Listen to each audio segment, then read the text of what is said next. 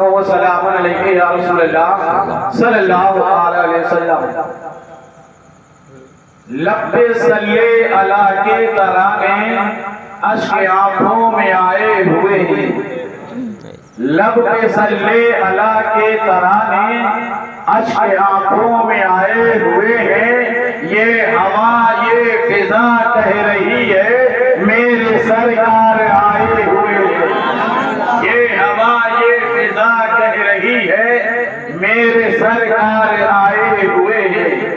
فرش والے زمین پر ہے شجر، چاند ٹکڑے ہوا ہے فلک پر، فرش والے زمین پر ہے شجر، چاند ٹکڑے ہوا ہے فلک پر، ساری دنیا ہے محو نظارہ آپ انگلی اٹھائے ہوئے، ساری دنیا ہے محو نظارہ آپ انگلی اٹھائے ہوئے ہیں، کیسے کہہ دوں وہ حاضر نہیں ہے، کیسے مانوں یہ ممکن نہیں ہے، یہ ہمارا ایمان ہے، عقیدہ ہے، یقین کامل ہے کہ جہاں نبی کی میلاد ہوتی ہے وہاں میرے آقا کی جلوہ گری ہوتی ہے، بے شک بے شک بے شک۔ کیسے کہہ دوں کہ وہ حاضر نہیں ہے، کیسے مانوں یہ ممکن نہیں ہے، اس سے بڑھ کر ثبوت اور کیا ہے وہ تصور میں آئے ہوئے، اس سے بڑھ کر ثبوت اور یا رسول اللہ زندہ باد مرحبا مرحبا مرحبا زندہ باد اللہ اکبر یا رسول اللہ۔ اس سے بڑھ کر ثبوت اور کیا ہے وہ تصور میں آئے ہوئے ہیں، نام نبیوں کے کتنے بڑے ہیں، موتیوں کے نگینے جڑے ہیں، نام نبیوں کے کتنے بڑے ہیں، موتیوں کے نگینے جڑے ہیں، مقتدی بن کے پیچھے کھڑے ہیں وہ جو پہلے سے آئے ہوئے ہیں، مقتدی بن کے پیچھے کھڑے ہیں وہ جو پہلے سے آئے ہوئے ہیں۔ اور دو مصرے اور سماعت کر لیں، کفر کے خیمے مٹ جائیں گے باطل جانے والا ہے، کفر کے خیمے مٹ جائیں گے باطل جانے والا ہے، چمک جائے گا جس سے زمانہ چاند وہ آنے والا ہے، چمک جائے گا جس سے زمانہ چاند وہ آنے والا ہے، آج کھمبا پر ہوگا روشن بے شک بے شک وہ بارش ہوگی، بے شک بے شک آج کھمبا پر ہوگا روشن نور کی وہ بارش ہوگی، معین اشرفی ایسی میلاد سنانے والا اشرفی آج ایسی میلاد سنانے والا ہے، اعلان رحمان ہوتا ہے، قد جاءکم من اللہ نور و کتاب مبین، تحقیق کیا گیا اللہ کی جانب سے نور اور روشن کتاب، یہ آیت کریمہ کا ترجمہ ہے۔ محترم حضرات،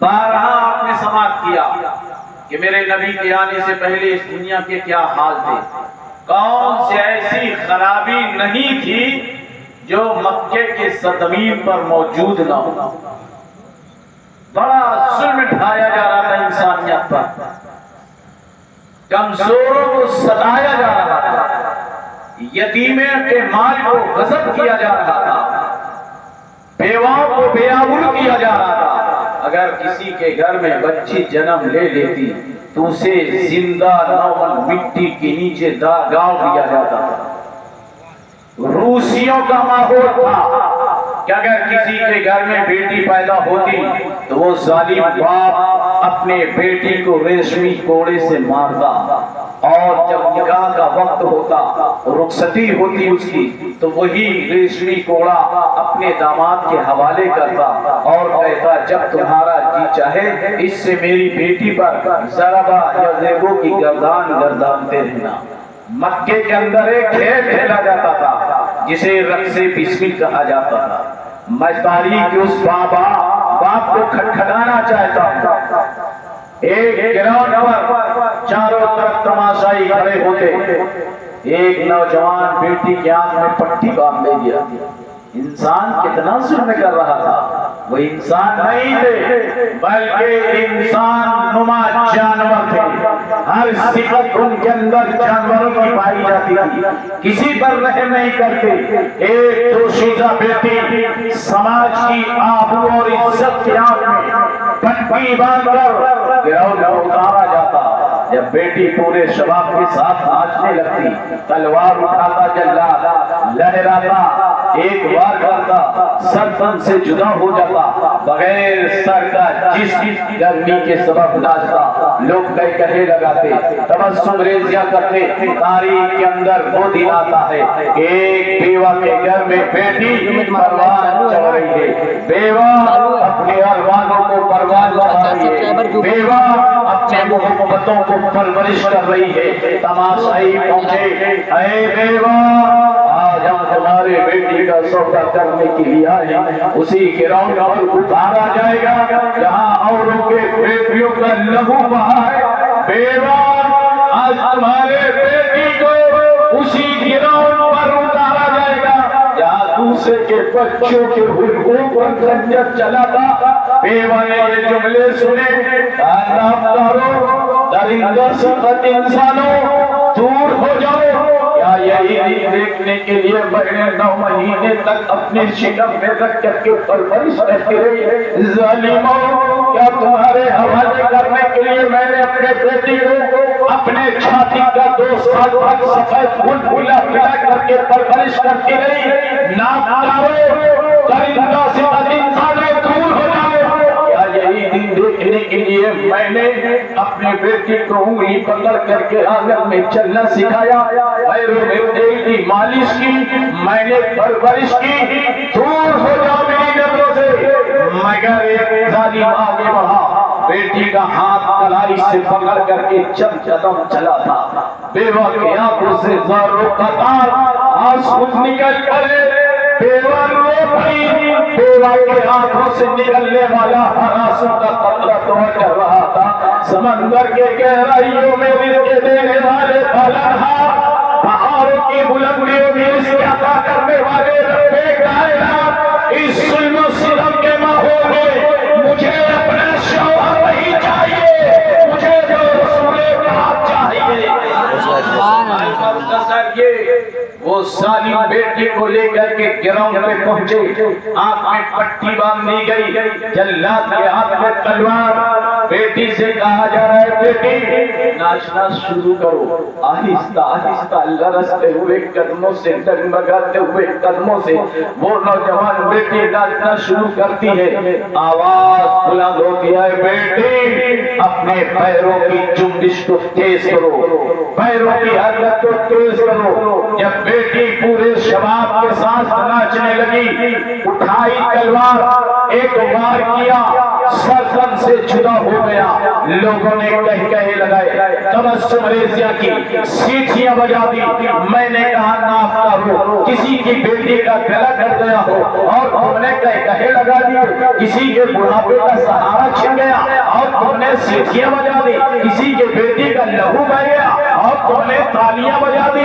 خبردار معاف کرو، درندہ صفت انسانوں، انسان کا ناحق خون کرنا بند کرو۔ خدا جہاں رحیم و کریم ہے وہیں غفور، جہاں خدا رحیم و کریم ہے وہیں قہار و جبار بھی ہے۔ بیٹی کے جسم سے بہنے والا ہر خون کا قطرہ اپنے رب کی بارگاہ میں دعا کر رہا تھا، مولا حاجی الحاجات مجیب الدعوات رب الارباب، اے رب کعبہ، اس ظلم و ستم کے ماحول میں مجھے اپنا باپ نہیں چاہیے، مجھے تو مدینے کا تاجدار چاہیے، نبیوں کا سردار چاہیے۔ بیوہ پکار اٹھی ہے، اللہ کب تک میرے سر پر منحوسیت کا تاج رہے گا؟ یتیم پکار اٹھا، مولا کب تک مجھے در بدر کی ٹھوکریں کھانی پڑیں گی؟ بچی چیخ پڑی، کب تک مجھے نامت مٹی کے نیچے زندہ درگور کیا جائے گا؟ بھائی پکار اٹھا، اے رب کائنات کچا کے بھائی کے لبوں کے سامنے اس کی جوان بیٹی کی عزتوں کو سر بازار نیلام کیا جائے گا. اللہ پاک خدا کی بارگاہ میں گریہ مداری کرنا مولا کچا کے بوڑھے باپ کے لبوں کے سامنے اس کی جوان بیٹی کی عزتوں کو قدموں کے نیچے روا جائے گا. حاضر غیبی سے آواز آتی ہے اے میرے مظلوم بندے پریشان مت ہو، اب میں تمہاری ہدایت کے لیے ایسا رسول بھیج رہا ہوں جو تمام رسولوں کا رسول ہے، ایسا پیغمبر جو تمام پیغمبروں کا پیغمبر ہے، ایسا نبی جو تمام نبیوں کا نبی ہے. آپ مختصر یہ کہ حضرت عبداللہ کی پیشانی میں میرے نبی کا نور جلوہ گر ہو چکا ہے. حضرت عبداللہ کی پیشانی کو روشن و تابناک کر رہا ہے. آپ نکلتے ہیں کیا دیکھتے ہیں کہ آپ کے راستے میں ایک مکی عورت آتی ہے اور آ کر کہتی عبداللہ میں تم سے شادی کرنا چاہتی ہوں، میں تم سے نکاح کرنا چاہتی ہوں، میں اپنے آرزوؤں اور تمناؤں کو تمہارے سامنے رکھتی ہوں، آپ قبول کر لیں. حضرت عبداللہ ارشاد فرماتے ہیں بغیر ماں باپ کی رضا کے کچھ نہیں ہو سکتا. آپ دامن چھڑا کر کے آگے بڑھ گئے. چند دنوں کا زمانہ گزرا، ادھر آپ کا نکاح حضرت آمنہ سے ہو چکا تھا. پھر آپ گزرتے ہیں، وہی مکی عورت ہے، آپ قریب جاتے ہیں، اس نے نظریں پھیر لی، چہرہ گھما لیا، منہ موڑ لیا.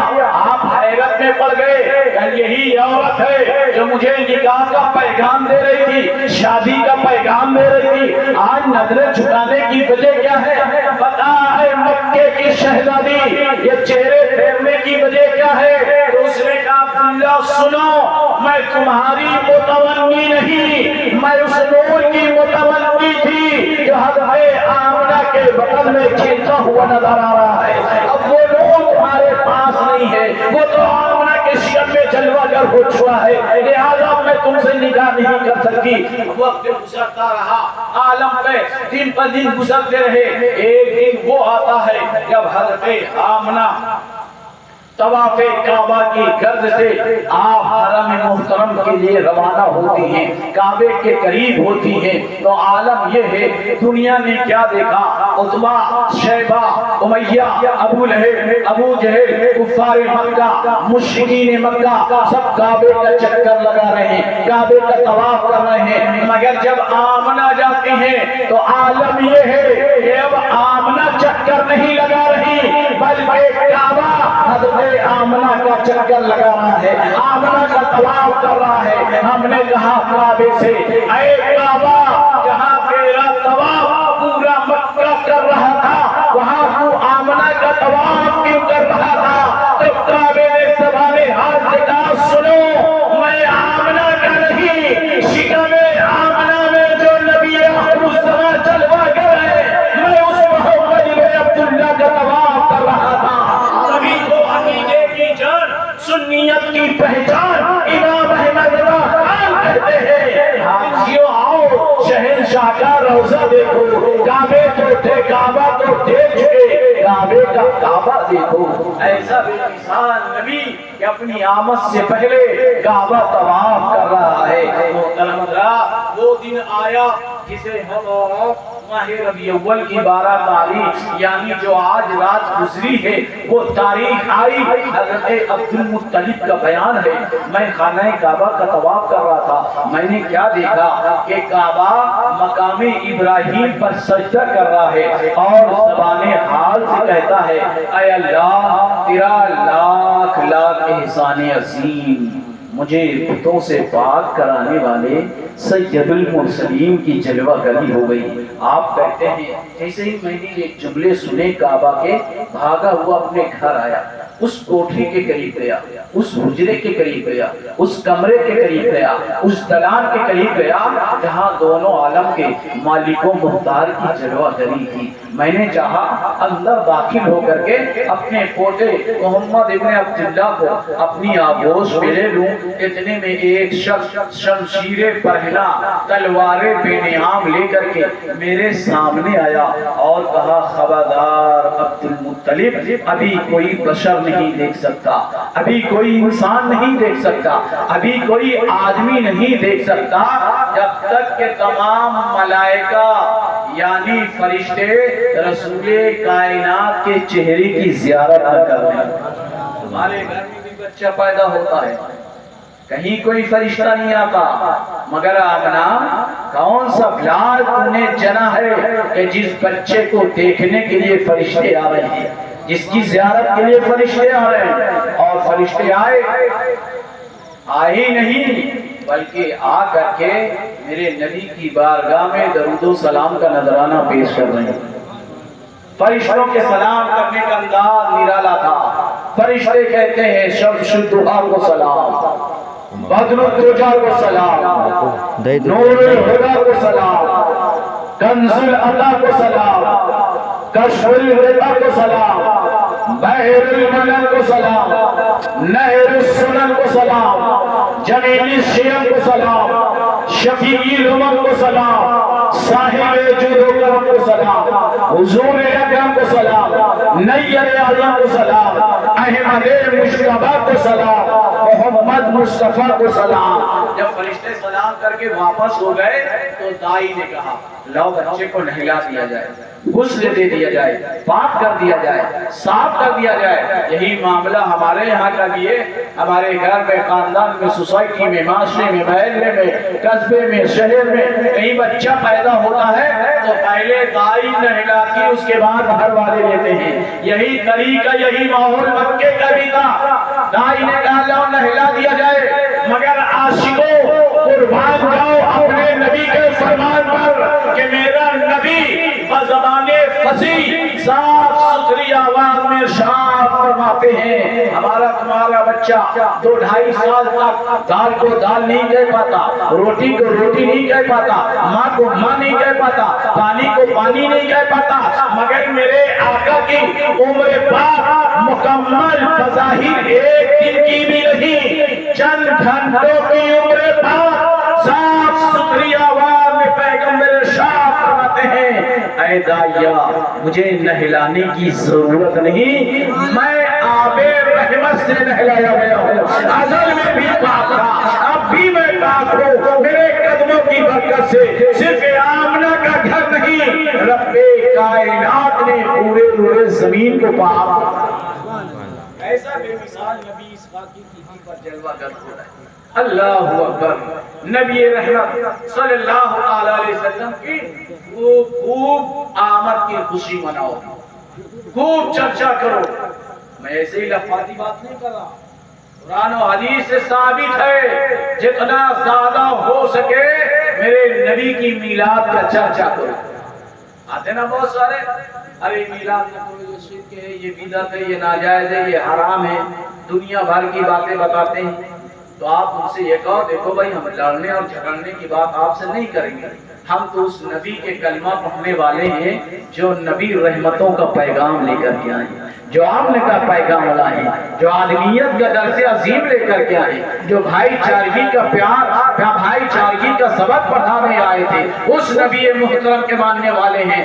ہم میلاد منانا نہیں چھوڑیں گے، اگر تمہیں اعتراض ہے تو جاؤ خدا کی بارگاہ میں جا کر کے خدا سے لڑو، جس نے سب سے پہلے اپنے محبوب کی میلاد کا اہتمام فرمایا ہے، جو سب سے پہلے اپنے محبوب کی میلاد کا چرچا جس نے کیا ہے، تو وہ یہ کہتے ہیں ہمارا گرو آدم کے معاملے میں لڑ چکا ہے، آج تک کامیاب نہیں ہوا۔ ارے جب گرو کامیاب نہیں ہوا تو چیلے کہاں سے کامیاب ہو سکتے ہیں؟ محترم حضرات، اب یہ حجا تو فرشتے آئے، آ کر کے درود و سلام کا نذرانہ پیش کرتے ہیں، تو جلوس عید میلاد النبی منانا یہ کوئی نیا طریقہ نہیں ہے، یہ کوئی نیا طریقہ نہیں ہے، یہ بدعت نہیں ہے، ناجائز نہیں ہے، حرام نہیں ہے، یہ تو ہم فرشتوں کی ادا کو اپناتے ہوئے میلاد النبی کا اہتمام کرتے ہیں۔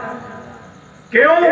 پورے روئے زمین پر ان کا اعتراض ہے یہ نہ کہ کوئی مسلمان کیا ہو تو بتاؤ، کسی صحابی نے کیا ہو تو بتاؤ، ارے پورے روئے زمین پر کوئی مسلمان نہیں، میرے نبی نے اعلان نبوت نہیں فرمایا، ابھی آپ پیدا ہوئے ہیں تو کوئی انسان کوئی مسلمان نہیں تھا، مگر اللہ نے जुलूस ईद मिलादुन्नबी का एहतमाम फरिश्तों के जरिए से करवाया। जैसे ही नबी की आमद हुई, सिदरा से जिब्रील तन्हा नहीं 70,000 फरिश्तों के साथ जुलूस ईद मिलादुन्नबी लेकर के आमना के घर में हाजिर हो रहे हैं। हजरत मीकाईल आ रहे हैं, इज़राइल आ रहे हैं, इसराफील आ रहे हैं।